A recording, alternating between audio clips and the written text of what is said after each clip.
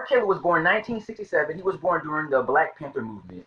That's when a lot of black people were trying to start fights and try to overcome racism and stuff like that. Try to and stuff like that. But R. Kelly was born 1967. He's 53 years old. He looks younger. He looks about 38, 39 years old. He was born during the late 60s. Martin Luther King wasn't would died a year later, a year after he was born. So a lot of things he grew up during the 70s. He grew up illiterate. He didn't he didn't really get a good a good education.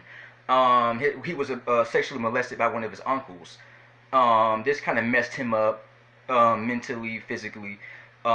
He tried being a rapper. He couldn't be a rapper, so he was an R&B singer. He was singing a lot of he was never a rapper. He's good at singing R&B music and any other kind of music.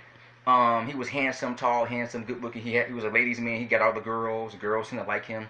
He was a charming guy, personality. Um, he became famous in the 1990s with the I Believe I Can Fly for the Space Jam music. Um, Mama Roller That Body Got Every Guy in There Wishing, Men in There Wishing. He's done a lot of music that attracts women. It seems like he's more it attracts everybody, but he's more into the women. Women like that soul music, that kind of R&B, no rapping.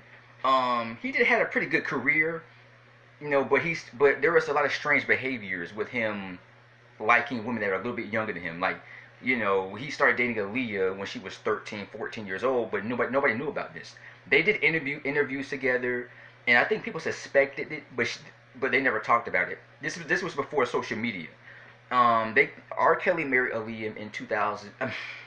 R. Kelly married Aaliyah when she was 15 years old in the mid 90s, and they kept it a secret, but they got divorced. Um, Years later, a couple years later, late 90s, a sex tape came out of child pornography with him and a girl. At the time, he was 27, 28 years old, and there was a girl that was about 14, 15 years old. The tape came out, was leaked. People, he denied it. He said he wasn't the guy in the tape. It went to trial back in 2008. He was cleared of all charges, even though he is the guy in that tape. There are women who came up and said that he's the guy in the tape, and that's the girl. He messed up her life. She grew up confused and messed up in the head. Her family doesn't want to talk about it. She doesn't want to talk about it. Um, and it came back in the dust a couple years ago. He went on to Gayle King and he started screaming, and she asked him questions, and he said he didn't do it. He didn't. Or he was accused again. He was accused of treating women like slaves and making them, starving them, and they were. He's been accused of a lot of freaky stuff over the years. I mean, I can look at him and tell he's creepy. Um, all the bad things that he's done, I get bad vibes from him. He's a good artist, I believe that, and a lot of black people were defending him. That's why his career didn't end in 2008.